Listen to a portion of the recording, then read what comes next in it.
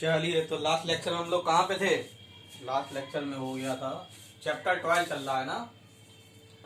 Chapter 12 कहाँ तो हो गया था? 154, 155, 156। ठीक है, 154 के सबसेक्शन वाइज याद कर लीजिएगा। ठीक है कि 1 में क्या था, 2 में क्या था, 3 में क्या था। 1 में तो बहुत सारी बातें थी, 2 में केवल ये था कि फ्री ऑफ कॉस्ट में उसे कॉपी दी जाएगी। 3 में ये था कि क्या था? 3 में कि अगर वो officer incharge of police station अगर आपकी इंफॉर्मेशन नोट नहीं कर रहा है, FIR नोट नहीं कर रहा है, तो क्या करना है? तो SSP साहब को, SP साहब को बाई पोस्ट आपको अपनी पहुंचा देनी है, FIR नोट करानी है। ठीक है, फिर SP साहब के पास पावर है। तो कहने का मतलब है 154 में क्या था? दो बातें थी, जरा देख लें कि अगर when officer incharge of police station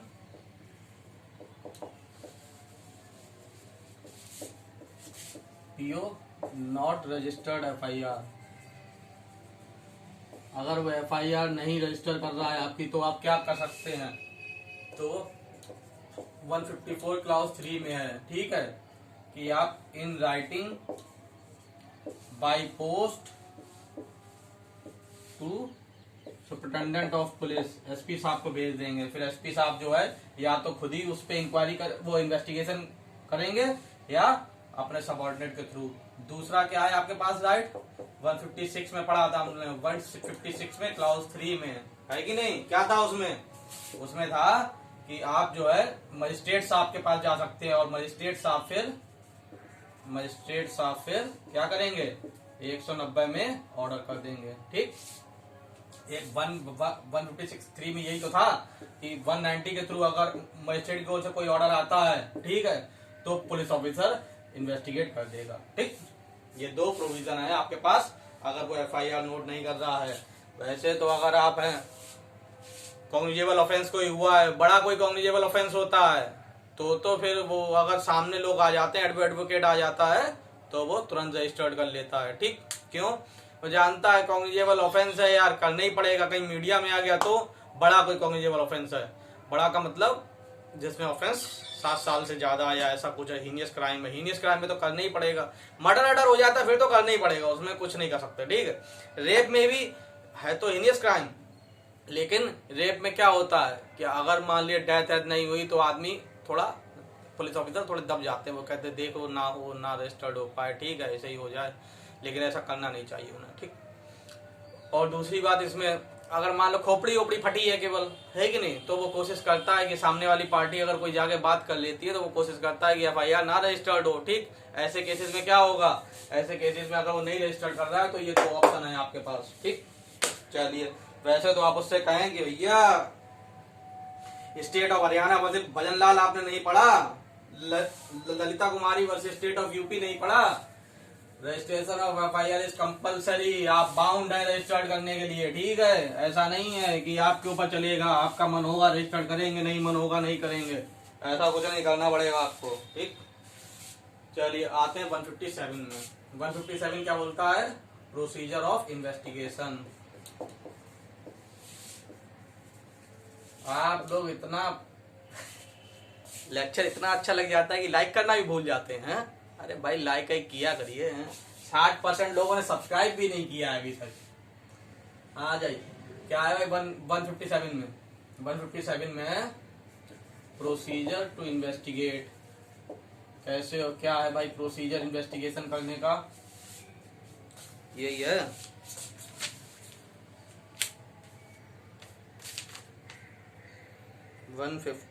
procedure for investigation. ठीक है, procedure to investigate, procedure for investigation, हाँ एक ही बात है।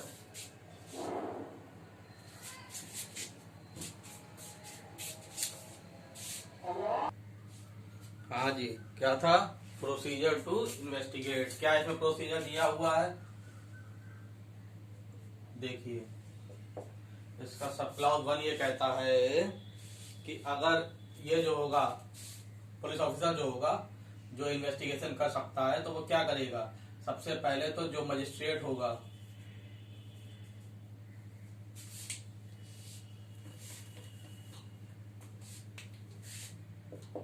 inform या send to magistrate who has power to investigate, who has jurisdiction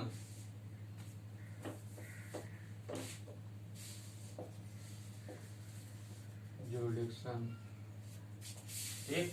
सबसे पहले तो वो इंफॉर्मेशन देगा किसको, मजिस्ट्रेट को, जिसके पास जुरिडिक्शन है, ठीक है। दूसरी बात और क्या करेगा वो, और वो खुद ही जाके इंक्वायरी करेगा, वो सॉरी इन्वेस्टिगेशन करेगा। इन्वेस्टिगेशन में क्या करेगा, वहां स्पॉट पे जाके देखेगा, ठीक, या अरेस्ट करेगा, किसी को अरेस्ट करना है तो, ठीक, जैसा उसे जानकारी मिली हो, ठीक। इसका प्रोविजो है, प्रोविजो में क्या होता है, ए में तो ये किया है कि अगर इन्वेस्टिगेशन करेगा तो क्या है, ठीक। बी में ये दिया गया अगर उसे ऐसा लगता है कि इन्वेस्टिगेशन करने की कोई जरूरत नहीं है, ठीक है, तो वो मना भी कर सकता है, नॉट इन्वेस्टिगेट, ठीक। समझ में आएगी नहीं बात, या तो इन्वेस्टिगेशन करेगा, ये भी तो हो सकता है कि भाई उसे जानकारी मिली, प्राइमा फेसाई, तो उसे लगा कि कॉग्निजेबल ऑफेंस है, उसने एफआईआर नोट कर ली, बाद में उसे पता चला कि ऐसा कुछ नहीं है, ठीक है, तो फिर वो इन्वेस्टिगेशन नहीं करेगा, ठीक। अगर वो इन्वेस्टिगेशन नहीं करता है, ठीक, बी में अगर वो इन्वेस्टिगेशन नहीं करता है तो वो इन्फॉर्मेंट को इन्फॉर्म करेगा, ठीक, कि मैं इन्वेस्टिगेशन नहीं कर रहा, मुझे नहीं लगता कि ये कॉग्निजेबल ऑफेंस हुआ है, इन्फॉर्मेंट को इन्फॉर्म करेगा। बात समझ में आ रही कि नहीं आ रही? क्या भैया प्रोसीजर फॉर इन्वेस्टिगेशन, अरे यार फॉर ही कर लो, प्रोसीजर फॉर इन्वेस्टिगेशन में क्या है, प्रोसीजर फॉर इन्वेस्टिगेशन में प्रोसीजर दिया हुआ है सेक्शन में 157 में, ठीक है। अब इसमें क्या होगा, सबसे पहले तो जिस मजिस्ट्रेट के पास जो जुरिडिक्शन है वो उसको जानकारी देगा, दूसरा वो इन्वेस्टिगेशन करेगा। इन्वेस्टिगेशन कैसे करेगा, स्पॉट पे जाएगा जहां पे कुछ हुआ है, अगर कोई ऐसी जानकारी मिली है, किसी को अरेस्ट करना है तो अरेस्ट करेगा, ठीक। उसका प्रोविजो है, प्रोविजो एक कहता है कि अगर वो इन्वेस्टिगेशन कर सकता है, अगर इन्वेस्टिगेशन उसे लगेगा, अगर उसे ऐसा लगता है कि इन्वेस्टिगेशन कोई जरूरत नहीं है तो वो इन्वेस्टिगेशन करने से मना भी कर सकता है। सब क्लॉज 2 इसका ये बोलता है कि अगर इन्वेस्टिगेशन नहीं करता है वो, ठीक, तो जो इन्फॉर्मेंट है जिसने इन्फॉर्मेशन दी है उसको वो इन्फॉर्म करेगा कि मैं इन्वेस्टिगेशन नहीं कर रहा है, कि नहीं, यही है ना।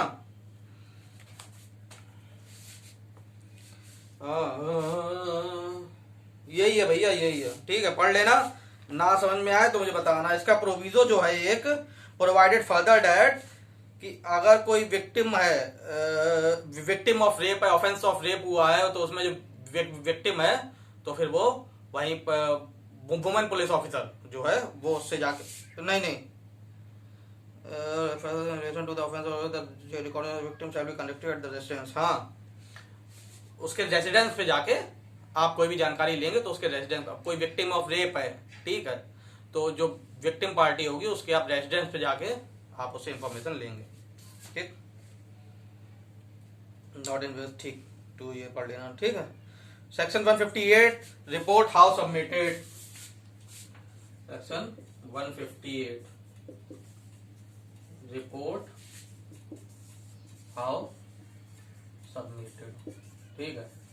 अब भैया जो रिपोर्ट, जो 157 की जो रिपोर्ट है वो सबमिट कैसे होगी, देखिए, जो इन्वेस्टिगेशन ऑफिसर है, इन्वेस्टिगेटिंग ऑफिसर, वो जो है ये अपने सीनियर ऑफिसर को देगा, ठीक, सीनियर ऑफिसर को देगा। सीनियर ऑफिसर अगर सेटिस्फाई हो जाता है तो ठीक है, नहीं सेटिस्फाई हो पाए तो वो फिर से इन्वेस्टिगेशन करने के लिए कह देगा, ठीक, और सीनियर ऑफिसर जो है वो मजिस्ट्रेट को सबमिट करेगा, ठीक है। समझ में आई बात कि नहीं? रिपोर्ट हाउ सबमिटेड, रिपोर्ट कैसे सबमिट होगी 157 की, जो इन्वेस्टिगेटिंग ऑफिसर है वो अपने सीनियर ऑफिसर को देगा, सीनियर ऑफिसर मजिस्ट्रेट साहब को सबमिट करेगा, ठीक। और कुछ है इसमें? और कुछ नहीं है। 159 power to hold investigation of preliminary inquiry, section 159 power to hold investigation और प्रिलिमिनरी इंक्वायरी, अरे भैया वहां से डायरेक्ट से देख के लिख लीजिएगा, ठीक है भाई। लिख रहा हूँ मैं, power to hold investigation preliminary inquiry. Magistrate साहब के पास जब यहाँ से रिपोर्ट आई 158 में, जब मजिस्ट्रेट साहब के पास 158 में रिपोर्ट आई तो मजिस्ट्रेट के पास दो ऑप्शन है, ठीक है। या तो फिर उसको क्या करें, उससे कहें भैया तुम फिर से इन्वेस्टिगेशन करो, ठीक। क्या कहें, सीनियर ऑफिसर जो उसके बाद सबमिट करने आया मजिस्ट्रेट साहब का, उनसे कहें फिर से इन्वेस्टिगेशन करके लाइए, हमें इसमें कुछ डाउट लग रहा है। दूसरा, या अपने सबऑर्डिनेट से वो प्रिलिमिनरी इंक्वायरी भी करवा सकते हैं, अगर उन्हें लगता है तो वो अपने सबऑर्डिनेट से प्रिलिमिनरी इंक्वायरी भी करा सकते हैं, ठीक। या डिस्पोज ऑफ द केस भी कर सकते हैं, डिस्पोज ऑफ द केस भी कर सकते हैं। ऐसा थोड़े है मजिस्ट्रेट साहब के पास लाए तो मजिस्ट्रेट साहब चुपचाप धर लेंगे, ठीक है जो ले आओ हम रखे ले रहे। अरे भाई उनके पास भी कुछ पावर है कि नहीं, उनके पास राइट दिया हुआ 159 में, power to hold investigation and preliminary inquiry, कि भैया मेरे पास आया, अगर मुझे ऐसा लग रहा है, मतलब आप जब मजिस्ट्रेट बन गए तो आपके पास आया, आपको ऐसा लग रहा है कि इसमें फर्दर इन्वेस्टिगेशन चाहिए तो आप फर्दर इन्वेस्टिगेशन करवा लीजिए।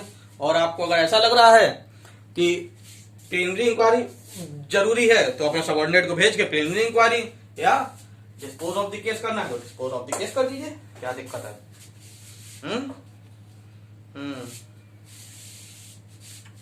चलिए समझ में आया, आगे देखते हैं। समझ में ना आया करे तो बता दिया करिए, ठीक है, कमेंट किया करिए। कमेंट नहीं करेंगे समझ में कैसे आएगा कि आपके समझ में आ रहा है कि नहीं आ रहा है।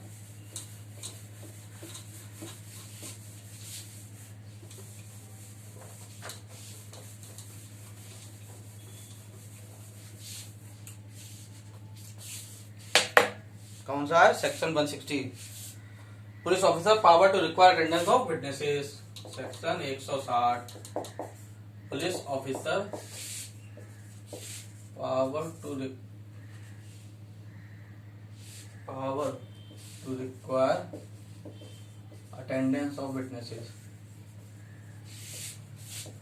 आपके सामने कोई ऑफेंस हुआ है? अब क्या होता है, अगर आपके सामने कोई ऑफेंस हुआ है, कॉग्निजेबल ऑफेंस कुछ भी हो जाता है, आसपास अगर मर्डर हो जाता है तो वहां के जो आसपास के रहने वाले होते हैं उनसे पुलिस जानकारी लेने आती है, ठीक है, पूछती है उनसे क्या हुआ था, कैसे हुआ था, और वो अपने डायरी में नोट करके चल देते हैं, ठीक। तो ये इनके पास पावर है 160 में। क्या है पावर, कि भैया कोई भी अगर विटनेस है जो पर्सन एक्वेंटेड विद द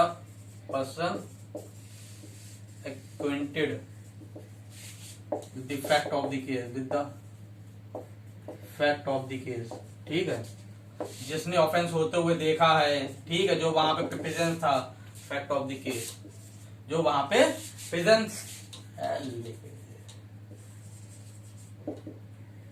किसी पर्सन ने मान ली किसी के सामने कोई ऑफेंस हुआ, ठीक है, वो वहां पे था प्रेजेंट, तो भाई पुलिस ऑफिसर के पास पावर है कि वो उससे कहेंगे कि यार तुम ऐसा है, तुम कोतवाली आओ और हमें बताओ क्या हुआ था, है कि नहीं, ये तो है ना। है, और जो है वो बाउंड है आने के लिए, है कि नहीं, वो बाउंड है। लेकिन इसमें का एक एक्सेप्शन है, कौन बाउंड नहीं है आने के लिए, ठीक है, फिजिकली वहां पे कोतवाली में आने के लिए कौन बाउंड नहीं है, अगर कोई भी 15 साल से कम है बच्चा, ठीक, कोई बच्चा 15 साल से कम है, उसको नहीं आप कोतवाली में बुला सकते। कोई भी 65 साल से बड़ा बूढ़ा है, ठीक है, उसको आप नहीं बुला सकते, ठीक। कोई वुमेन है उसको नहीं बुला सकते, ठीक है, ठीक।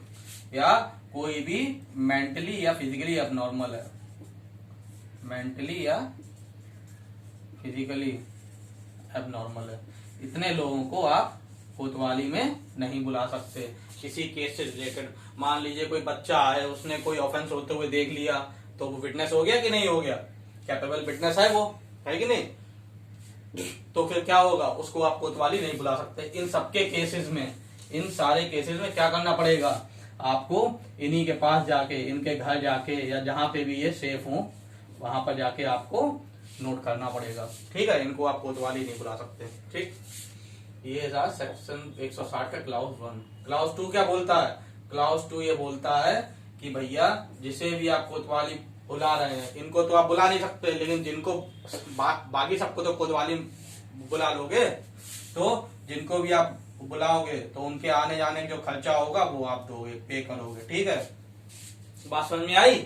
पहले तो कोई भी आदमी जो कि जैसे मतलब जो भी ऑफेंस हुआ है उससे एक्वेंटेड है, उसकी जानकारी में उसके सामने हुआ है, तो फिर उसे पुलिस स्टेशन जाना पड़ेगा। ठीक, पुलिस ऑफिसर के पास पावर है, जो इन्वेस्टिगेटिंग ऑफिसर होगा उसके पास पावर है कि वो उसे बुला सकता है। ठीक है, अब वहां पर बुला के फिर क्या करेगा, उससे जानकारी लेगा क्या हुआ था क्या नहीं हुआ था। ठीक, अब किसको नहीं बुला सकते?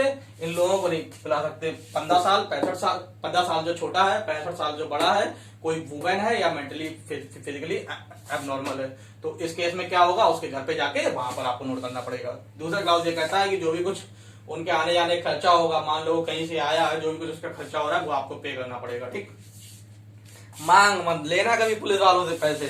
ठीक है, पुलिस वालों से पैसे मांग लोगे ड्रामा हो जाएगा।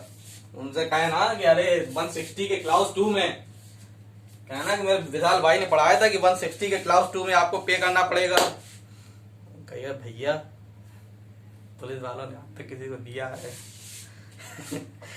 देखिए पढ़ लीजिए, the state government made by rules made in this Bihar provide for the payment of the payment by the police officer of the reasonable expenses of every person attending under subsection 1 at any place other than his residence। अपने घर residence के अलावा अगर वो कहीं पे आके वो आपको कोई जानकारी दे रहा है, कुछ भी कर रहा है, तो उसका आने जाने का खर्चा जो होगा वो पुलिस ऑफिसर को देना पड़ेगा, जिसके लिए स्टेट गवर्नमेंट को रूल्स बनाने पड़ेंगे।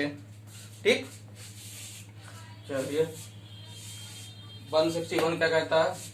यार एक मिनट, चलिए अगला क्या बोलता है? 161। अरे भैया आप पुलिस स्टेशन में, यहाँ पर तो power to require attendance of witnesses, कि भैया वो विटनेसेस को कोतवाली में बुला सकता है, पुलिस स्टेशन में बुला सकता है। पता नहीं मुझसे कोतवाली क्यों निकलता है बार बार। कोतवाली हमारे यहाँ, कोतवाली तो आप लोग क्या इस्तेमाल होता होगा। हाँ, कि 161 क्या बोलता है? 161 बोलता है, कहाँ है? Examination of witnesses by police.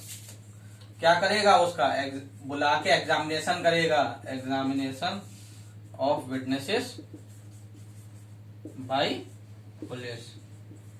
क्या होगा भैया? अब जब 160 में पहली बार उसके बाद पावर है कि वो अटेंडेंस ऑफ विटनेसेस दे सकता है कि भैया आ जाओ, जब आ गए तो क्या करेंगे, उसका एग्जामिनेशन करेंगे। ठीक है, ओरली करेंगे, बाद में हम राइटिंग में नोट कर लेंगे।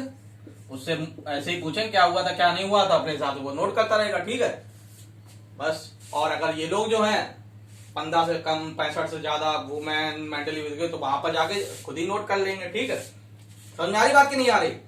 अब बताएं, आपको सीआरपीसी में चाइल्ड को लेके 3 एज अलग अलग दी हुई है। ठीक है, आपको ध्यान होगा सेक्शन 27 पढ़ाया था, क्या थी उसमें, कि अगर कोई भी ऑफेंस 16 साल से कम के अंडर हुआ है तो उसका ट्रायल सीजीएम साहब करेंगे। तो वहां पर चाइल्ड की एज क्या थी? 16 ईयर्स। ठीक, और ये सेक्शन 160 में कितनी है? 15 साल। ठीक, और उसमें सेक्शन 265A में प्ली बार्गेनिंग में अगर आपने कोई भी offence child below the age of 14 years किया है तो उसमें आप प्ली बार्गेनिंग नहीं कर सकते। ठीक है, ये 3 एज अलग अलग दी हुई हैं, ये प्री में भी पूछी जाती है। ठीक है, याद रखिएगा। चलिए इस पे आइए 161 पे, examination of witnesses by the police. क्या करेगा वो पुलिस ऑफिसर? जैसे ही वो अपने विटनेसेस को जब कोतवाली में बुला लेगा, फिर उनका एग्जामिनेशन करेगा। एग्जामिनेशन करेगा, उनसे पूछेगा, ओरली सब पूछेगा, उसके बाद में राइटिंग में लिख लेगा। ठीक, और जो एग्जाम ये विटनेस है वो उसके सारे जवाब देने के लिए बाउंड है। ठीक, अगर बाउंड है, अगर वो सही जवाब नहीं देता है तो वो लायबल हो जाएगा। इसमें सेक्शन 179 ऑफ आईपीसी। ठीक है कि नहीं? अगर वो सारे सवाल जो उसने पूछे हैं पुलिस ऑफिसर ने, इन्वेस्टिगेटिंग ऑफिसर ने, अगर वो सही जवाब नहीं देता है तो फिर उसे पनिशमेंट मिलेगी 179 ऑफ आईपीसी में। ठीक, दिया हुआ है इसमें?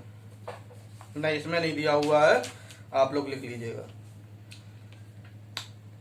पहले वाले में 161 क्लाउज 1 में मे एग्जामिन ओरली, 2 में बाउंड है, bound to answer truly all question relating to such case. ठीक है, अगर नहीं होता है तो क्रिमिनल चार्ज उसके ऊपर लगेगा। इसी पे लिख लीजिएगा कि अगर if not given answer liable under section 179 of IPC. 3 में ये दिया हुआ है कि उसको राइटिंग में नोट कर लेगा, ठीक है। और प्रोविजो दिया हुआ है, उसको ऑडियो वीडियोग्राफी भी कर सकता है। और दूसरा प्रोविजो दिया हुआ है प्रोवाइडेड फर्दर डेट कि अगर वुमेन से रिलेटेड कोई ऑफेंस हुआ है तो वुमेन पुलिस ऑफिसर नोट करेगा, एग्जामिन करेगा, है कि नहीं। चलिए 162 statement to police not to be signed, use of statement in evidence. अब जो यहाँ पर जो उसने एग्जामिनेशन ऑफ विटनेसेस बाय किया है ना, राइटिंग में लिख तो लिया है, राइटिंग में लिख तो लिया है, लेकिन सेक्शन 162 ये कहता है कि आपको उसमें साइन नहीं कराने हैं, ठीक है। क्यों? Section 24 of Indian evidence act. Police officer के सामने, ठीक है, कुछ नहीं, पुलिस ऑफिसर के सामने उसकी कोर्ट में कोई वैल्यू नहीं होती। कोई भी स्टेटमेंट आपने साइन इन किया है, कुछ वैल्यू नहीं होती जब तक मजिस्ट्रेट साहब के सामने जाके आपने ना बोला हो। क्या है भैया?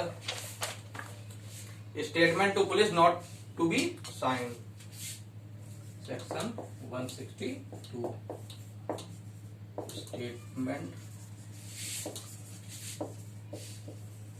To police not to be sign,